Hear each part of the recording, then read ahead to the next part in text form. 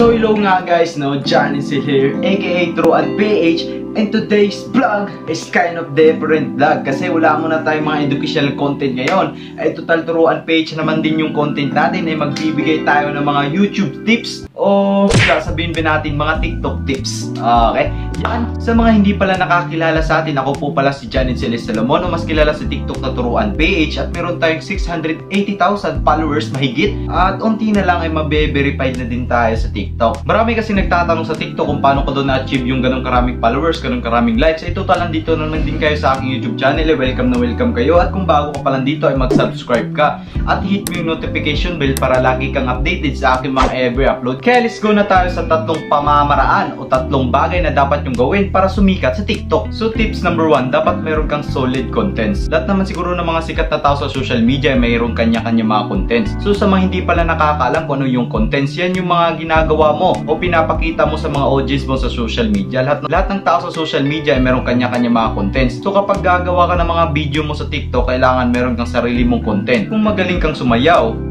magsayaw ka at yun yung gawin mong content. Kung magaling ka naman kumanta, gawin mong content. Kung magaling ka naman din magsalita, kagaya ko, yan, gawin mo rin yung content as long as nag-i-enjoy kasi ginagawa mo. Kasi sa TikTok, labanan yan. Kung sino yung may pinakamagandang content, yun yung mapapansin ng mga audience at yun yung mas malaking chance ang makilala sa TikTok. Gagawa ka lang ng solid content na alam mo na ikakatuwa ng mga tao sa For You page o ikakatuwa ng mga tao sa TikTok. Tip number 2, mag-upload ka ng 3 o higit pang video sa isang araw. Bakit? Kasi sobrang dami ng mga TikTok creator ngayon sa TikTok, masyadong malabong mapapansin agad yung mga video mo kung baguhan ka lang sa TikTok. Kaya kailangan mo mag-upload ng 3 higit pang video to be able na mapansin yung video mo sa For You page. Kasi sobrang dami na nag-a-upload ng mga TikTok creator ng video sa isang araw, ay sobrang labo talaga. Kung sobrang labo talaga mapansin yung video mo. Kung nag-a-upload ka ng higit pang video o upload ka na lang upload ng video, lagay natin sa sitwasyon ng nag-upload ka ng 5 video sa isang araw, may malaking chance ang isa sa mga video mo ang sisikat sa TikTok, at kailangan mo lang ng isang video na mag-boom sa For You page at tuloy-tuloy na yan kasikatan mo sa TikTok. Kaya upload ka lang ng upload ng video, upload ka ng 3 higit pang video sa isang araw. At yung pinakahuli, ito talaga yung pinaka-importante sa lahat ng mga tips na binigay ko, video quality. Kasi walang sino mang gustong manood ng video mo kapag sobrang labo nito, sobrang blurred nito. Kahit ikaw na naman sa sarili mo, kapag nanonood ka ng TikTok video, pagkatapos sobrang blurred o sobrang low quality talaga ng video, ay mawawalan ka ng ganang manood ng video niya at i-skip mo na lang to at i-scroll down. Kaya kung gagawa ka ng TikTok videos, gawin mo talagang high quality yung camera mo to be able na mapansin ka ng mga audience sa For You page at para sumikat ka rin sa TikTok. Wala naman talagang masama hindi ka sikat sa TikTok kasi yung TikTok ginawa lang yan just for fun and entertainment. Pero hindi kasi lahat ng mga TikTok creator ay gustong hanggang dyan lang. Meron talagang iba na gusto umangat sa pagti-TikTok. Yung iba gustong dumami yung likes, yung iba gustong dumami yung followers, at meron naman din yung iba na